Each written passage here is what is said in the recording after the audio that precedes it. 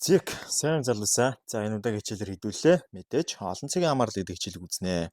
За ерөнхийдөө одоо энэ удаагийн хичээл маань бол мэдээж level 2-ын хичээл болоо явчихж байгаа.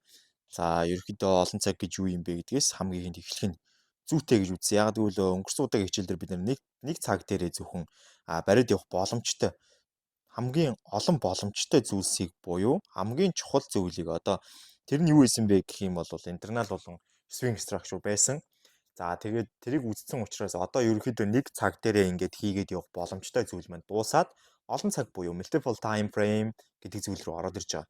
Тэгэхээр олон цагийн одоо ойлголтыг ойлгохын тулд хамгийн ихэнд юу н олон цаг гэж өөрөө юу яриад байгаа юм? Яагаад олон цаг хэрэгтэй юм? Олон цагийн юу н хоорондын хамаарлал нь яаж явагддгийг гэдгийг хэдүүлээ эхлээд ойлгох хэрэгтэй. Тэгэхээр олон цаг нь 2 ба түүнээс дээш гэсэн цагуудыг хамааруулж ярьж байгаа гэсэн үг. Тэгэхээр 2 цаг хоорондоо яаж холбогддог вэ гэдэг талаар өнөөдөр хэдүүлээ сайхан ярилцаад тэгээд дараа нь бол 3 цаг ба түүнээс дээш цагууд хоорондоо яаж холбогддог талаар ярилцсан. Ерөнхийдөө олон цаг нь өөрөө том цаг, дунд цаг, жижиг цаг гэсэн 3 цагаас доор аж бүрдсэн байх хэвээр. Тэгээ ер нь бол яг ерөнхийлөөд ингээд нэрлээ том цаг, жижиг цаг, дунд цаг гэж нэрлэж байгаа ч гэсэн яг том цаг гэдэгт маань хэдэн ч цаг багтаж болно, жижиг цаг гэдэгт маань хэдэн ч цаг багтаж болно. Энэ маань юу гэсэн үг гэхээр таны ашиглаж байгаа том цагт магадгүй weekly, daily 4 цаг, дунд цагт ч магадгүй 1 цаг 15 минут, жижиг цагт ч магадгүй 5 минут 1 минутад орж иж болно шүү дээ, тий. Окей. Тэгэхээр юу гэж хэлэх гээд байна вэ гэвэл арилжаачин болгон 3 цаг ашигладаг, арилжаачин болгон 2 цаг ашигладаг, зарим арилжаачид 7, 8 цаг ашиглана, зарим арилжаачид бүр 10, 20 цаг ашигладаг арилжаачид байгаа. Окей. Тэгэхээр миний мэдхийн хамгийн олон цаг ашигладаг арилжаачид гэх юм бол за хамгийн нэгдүгürt бол мэдээж Drews Bank гэдэг Drew гэдэг залуу байгаа. Drew гэдэг залуу болвол миний мэдхээр weekly, daily 12 цаг, 8 цаг, 7 цаг, 6 цаг, 4 цаг, 3 цаг, 2 цаг, 1 цаг гингүүтлээ доош нь 30 минут, 15 минут, 5 минут, 1 минут гэж задлж хардаг. Тэгэхээр нэлээд олон цаг ашиглаж байгаа буюу 14, 5 цаг ашиглаж байна гэсэн үг. Окей.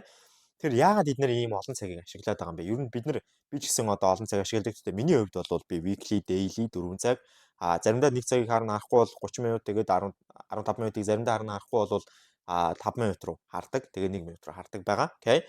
Тэгэхээр яагаад ингэх ёстой юм бэ? Ер нь яагаад ингэж одоо бид нэр олон цаг харах ёстой юм бэ гэдэг талаар бүгдээрээ өнөөдөр ойлгож авна гэсэн. Окей.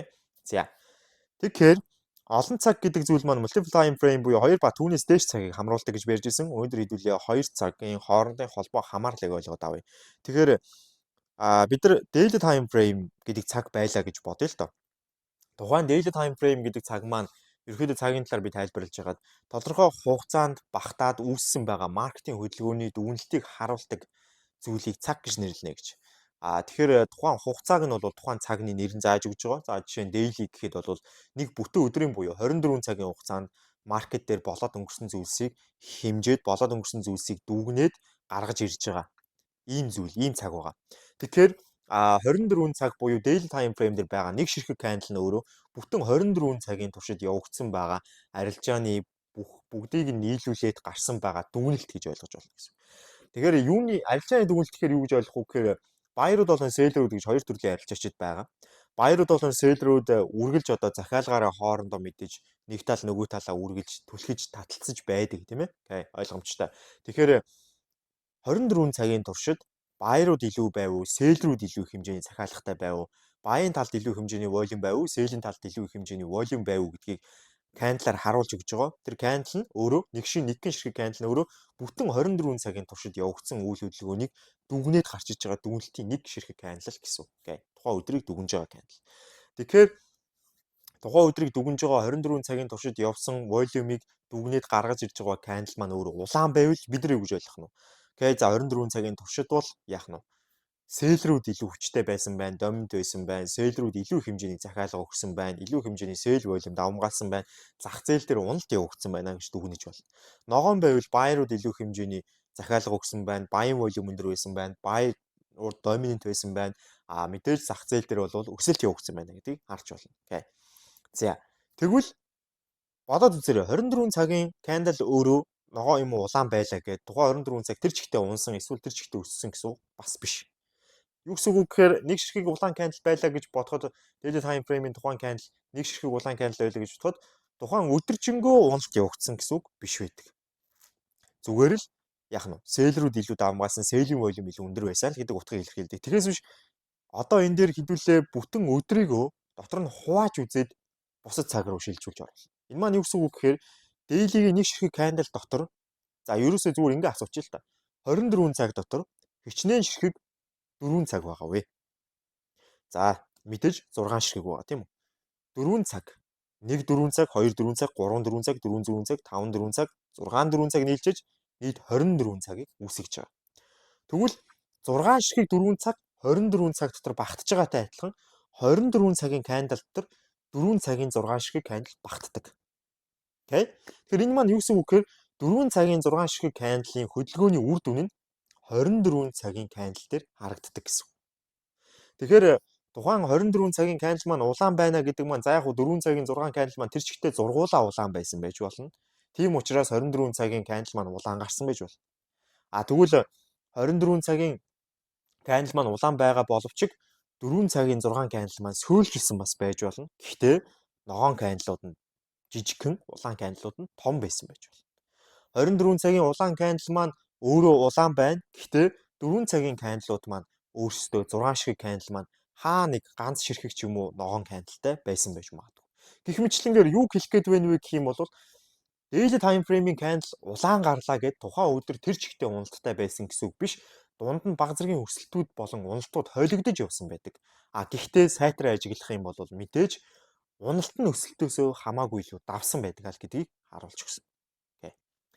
За тэгвэл дараагийн зүйл. Дараагийн зүйл нь юу вэ гэх юм бол мэдээж энэ яг яаж хоорондоо холбогдож яваад байгаа юм бэ? За ерөнхийдөө том цаг ба жижиг цаг гэж хоёрхан цагийг л бид өнөөдөр үзэж байгаа. Тэгэхээр том цаг маань өөрөө жижиг цагийг дотроо агуулдаг. Ойлгомжтой. 24 цагийн бүтэн кандал маань дотроо 6 ширхэг 4 цагийн кандалыг агуулж байна гэсэн үг. Тэрний үр дүнг тэр 6 ширхэг кандалын үр дүнг 24 цагийн кандал маань гаргаж өгч байгаа. Харин буцаагаад харах юм бол том цаг маань жижиг цагаа агуулж байгаа ч гэсэн жижиг цагийн үр дүн том цагийг бүтээж байгаа. Жижиг цагийн хөдөлгөөнүүд нь том цагаа бүтээж байгаа гэсэн. Одоо яах нь 4 цагийн 6 ширхэг кандалын үр дүн нь өөрөө 24 цагийн 1 ширхэг кандалыг бүрдүүлчихнэ л гэсэн. Окей. Тэгэхээр ийм холбоо хамааралтай явдаг. Том цаг жижиг цагаа өөртөө агуулдаг. Жижиг цаг том цагийг бүтээдэг. Тэгэхээр том цагийн үр дүн нь жижиг цагийн олон үр дүнгээс үүсдэг бол жижиг цагийн үр дүнгууд том цагийн нэг үр дүнг үүсгэхийн төлөө зүтгэдэг гэж ойлгож байна гэсэн. Ийм уруу хамааралтайгаар хоорондоо хамтдаа ажилтдаг гэж ойлгож байна. Урууч биш л дээ, ер нь бол хамтдаа ажилтдаг. За энийг бод амьдрал дээр энгийн жишээгээр авч үзэх юм бол бид нар зөв барилга барьж байгаа гэж бодъё л доо. Барилга барихад том ийм юу гэдгийг хаус байлаа гэж бодоход тухайн хаус яах нь өөртөө багтсан байгаа материалуудыг өөртөө багтаасан байгаа тийм үү? Өөртөө багтааж тэр материалуудаас бүрдсэн байгаа. Нөгөө талаараа тэр барилгыг барихад орсон тоосго, тэр барилгыг барихад орсон цонх, тэр барилгыг барихад орсон хаалга гэд бүх жижиг хэсгүүд нь бүгд нийлжиж тэр том барилгыг бүтээж байгаа тийм үү? Тэр том байшинг бүтээж байгаа. Окей. Тэгвэл яг энэтэй адилхан тэр жижиг хэсгүүд маань өөрөө буцаагаад харахад жижиг цаг. Том хэмжээний барилга маань өөрөө том цаг нь буюу нэг нь дуусчихсан үр дүн, нөгөөх нь тэр үр дүнг бүтээсэн жижиг зүйлс нь буюу эд эсүүд нь гэсэн утгатай. Тэгэхээр том цаг, жижиг цаг хоёр ингэж хамтарч ажилладаг. Ингэж том цаг, жижиг цагийг хоорондоо холбож байна. За тэгвэл холбооноос одоо гаръя л та. Одоо тэгвэл том цаг, жижиг цаг хоёрыг хоорондоо холбох ямар шаардлагатай юм бэ? Заавал том цаг, жижиг цаг хоёрыг хоорондоо холбож яах юм? Би нэг цагаа л хараад арилжаад явж болохгүй мүү? Жишээ нь дээлийг хардаг бол би дээлийг л хараад арилжаад явъя л да гэж. Окей. За энэ асуултанд хариулт хэрэгтэй. Тэгэхээр хариултыг бод амьдрал руу илүү туссан байдлаар шингээх юм бол эмчнэр яагаад одоо илүү мэрэгших шаардлагатай байдаг юм бэ? Эмчнэр яагаад 6 жил, 7 жил, 8 жил, 10 жил суралцах шаардлагатай байдаг вэ? Яагаад зүгээр 1 жил суралцаад дуусчихдгүй юм? Яагаад вэ гэх юм бол эмчнэр эхний хэдэн жилдээ бүр одоо юу гэдгийг сурсан эхний ганц жилдээ ч юм уу сурж байгаа мэдлэг нь магадгүй ингээд хүний гадналаас нь ингээд хараад шинж тэмдгүүдийг тодорхойлдог те. Одоо жишээ нь нүд нь улаалттай байвал яах вэ ч юм уу? Эсвэл бол гадна цус алдчихвэл яах вэ ч юм уу те. Эсвэл бол биеийн дээгүүр нь янз бүрийн яар шарах сорив гарсан тохиолдолд яах вэ ч юм уу? Гаднаас нь хараад дүгнэх тэр мэдлэгээ олж авдаг. Харин үлдсэн жилүүдтэй илүү дотгошоо бүр гүн орж эхэлдэг те. дотор эрхтнүүд рүү орж эхлэн дотор эрхтнүүд дундаа дотор эрхтнүүдээсээ бүр халиад одоо зүрх судас гэдээ явна. Судснасаа халиад цус бөөм эс бүр мэдгүй те юу руу ордог юм. Би бас өөрөө сайн мэдгүй л те. Гэтэ тэгээ явдаг байх гэж бодож байна. Тэгэхээр тэгж байгаа шалтгаан нь өөрөө юу юм бэ? Инженеэр авч үзэхэд одоо бид нэр өрхийн эмнэлэг дээр яваад очоод миний нүүрэн дээгүүр ингээд амар их юм гараад байна. Энэ маань ингээд те асуудалтай байгаад байна. Би яах вэ гэж асуухад бол ерөөдөө тухайн эмчнэр бол гаднаас нь харж тодорхой өөрийнхөө мэдих дүгнэлтүүдийг бичээд тэгээд одоо та ийм шинжилгээ өгөөрэй. Ийм эрхтний шинжилгээнүүдийг ийм байдлаар энэ газарт очиод өгөх хэрэгтэй. Тэгээд тэр газрынхаа тэр эмчтэй уулзаарай гэд явуулдаг тийм үү. Тэр чинь яагаад юм бэ? Яагаад гэх юм бол үний гадна талаас нь хараад шууд өвчнийг нээх боломжтой юм. Боломжгүй.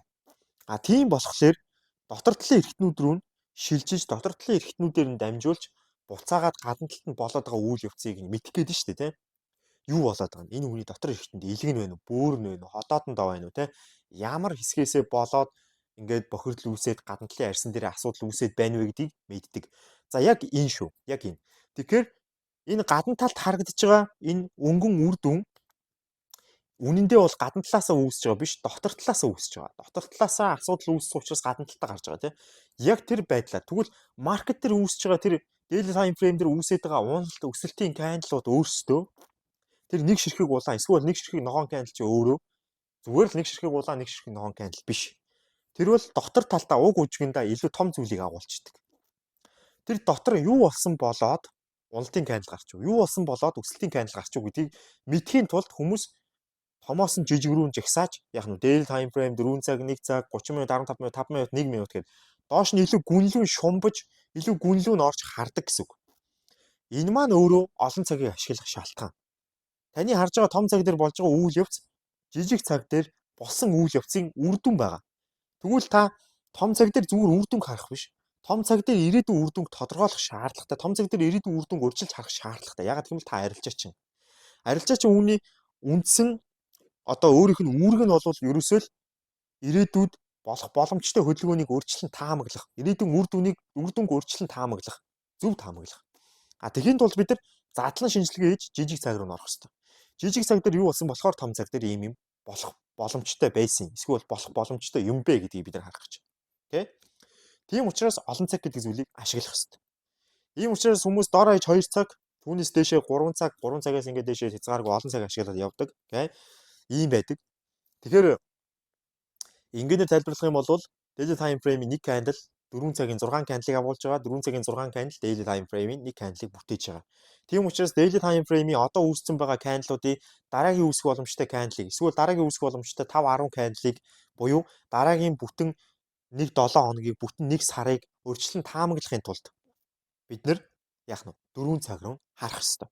4 цаг дээр юу болж байгаа вэ? 4 цаг дээр юу болж байгаа хөдөлгөөнөөс хамаарат дараагийн daily-гийн 1 ширхэг кандалыг, дараагийн daily-гийн 7 ширхэг кандалыг буюу 7 өдрийг, дараагийн daily-гийн бүтэн 30 кандалыг буюу одоо яах нь бүтэн 1 сарыг харах боломжтой болно гэсэн. Окей? Тэгэхээр энэ байдлаар бид нэр олон цагийг ашигладаг. Олон цаг бол тэр чигтээ задлан шинжилгээл гэсэн. Окей? За тэгэхээр олон цаг гэдэг зүйлийг яагаад ашиглах ёстой юм? Яаж хоорондоо холбоо хамааралтай ажилтгийг гэдэг талаар хэдүүлээ ярилцлаа. Тэгэд энэ дээрээ бол хэдүүлээ үндсэндээ 2 цагийн жишээг аваад явлаа. Daily болон 4 цаг гэдэг 2 цагийн жишээг. Тэгээд яах нь вэ? Энэ жишээгээр бол бид нэр зүгээр олон цагийг яагаад ашиглах ёстой юм гэдэг асуултанд хариулж чадна. Харин хэрхэн ашиглах вэ гэдэг асуултанд бол хариулж чадахгүй. Тийм. Гэхдээ олон цаг гэдэг ойлголтыг маш сайн ойлгосон гэж найдаж байна. За ингээд бүгдээрээ дараагийн хичээлээр уулзъя. Дараагийн хичээл бол олон цагийн 3 цаг ба түүнээс дээш болоод тэгээ бүр сүүл рүүгээ одоо бүтцүүдийн хооронд нь хэрхэн холбохгүй вэ нэрээ болоод ирнэ. Ягаад гэвэл цаг болгон дээр өөр юм бүтц байгаа. Бүтц болгон хоорондоо зөв холбогдох хэрэгтэй. Окей. За ингээд цаашаа явахын өмнө юу ч гэсэн танилцуулга хичээл ойлгомжтой байсан гэж найдаж байна. Тэгээ бүгдээр нь амжилт хүсье. Баярлалаа. Баяртай. Жаргалбекс байлаа.